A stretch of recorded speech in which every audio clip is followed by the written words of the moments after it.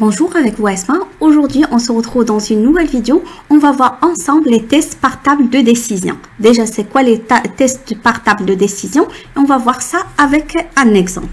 Là, on va voir la définition depuis le syllabus. La définition officielle, c'est le test de table de décision. C'est une technique de test combinatoire sont utiles pour tester la mise en œuvre des exigences du système qui spécifie comment différentes combinaisons de conditions donnent des résultats différents.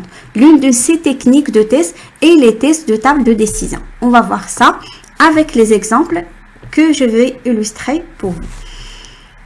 Là, au niveau de table de décision, comme on a dit, déjà c'est une technique de boîte noire utilisée principalement si l'application de règles dépend de conditions logiques. Par exemple, si on a des conditions d'âge, des conditions pour avoir une prime, tout ça, vous allez utiliser la table de décision. Par exemple, une société d'assurance propose des réductions en se basant sur l'âge et la situation familiale. Si l'assuré dépasse les 60 ans et célibataire, il bénéficie de 30% de réduction. S'il est marié, 50% de réduction.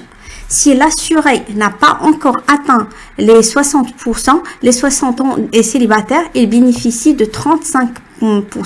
Et s'il est marié, de 40% de réduction.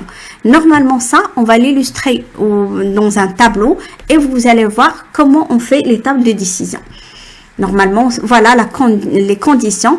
On a fait les conditions avec l'âge et s'il est célibataire et par la suite, le taux de réduction. On a dit par exemple, s'il dépasse les 60 ans, ici c'est vrai. Et si c'est célibataire, normalement, il aura une réduction de 30%. S'il est, par exemple, l'âge supérieur à 60 ans, c'est vrai.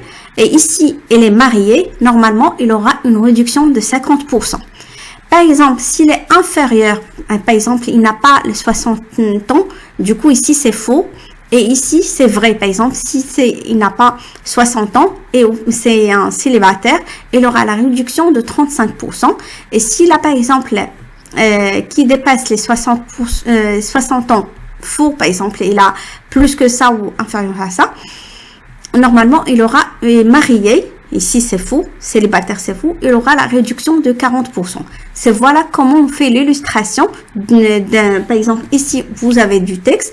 Et par la suite, on va le combiner.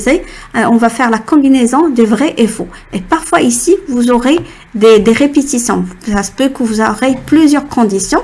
Et vous allez trouver qu'il y a des vrais. Et du coup, ça se peut qu'on va éliminer des choses qui se répètent. Si on a un petit peu le même résultat, du coup, on va éliminer quelques tests.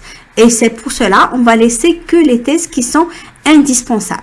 C'est là où vous pouvez, c'est comme ça que vous pouvez représenter la situation au cas où vous avez eu une question de table de décision pendant votre examen de certification. Là, j'espère que c'est clair. Je vais juste récapituler. Ici, on a dit, si par exemple, il dépasse 60 ans et il n'est pas encore marié, s'il est célibataire, il a 30%. Si l'inverse, par exemple, s'il est marié, il a 50%. C'est comme ça on l'a illustré. On a fait vrai. Ici, on a fait vrai et faux parce que ici, c'est marié. Et la première condition, c'est 30%. Et la deuxième, c'est 50%.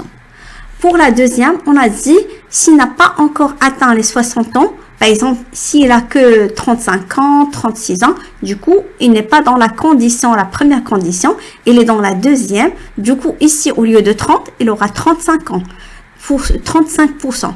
Et aussi, au lieu de 50%, ici, il aura 40%. Du coup, on va noter ici, au niveau de l'âge, on va faire faux. Et au niveau de célibataire, pour vrai, il aura 35%. Et pour célibataire faux, comme s'il est marié, il n'a pas encore 60 ans, il va bénéficier de réduction de 40%. C'est comme ça que vous allez présenter votre table de décision. Si la formation STQB vous intéresse, vous pouvez s'inscrire en cliquant sur le lien que vous allez le trouver en description.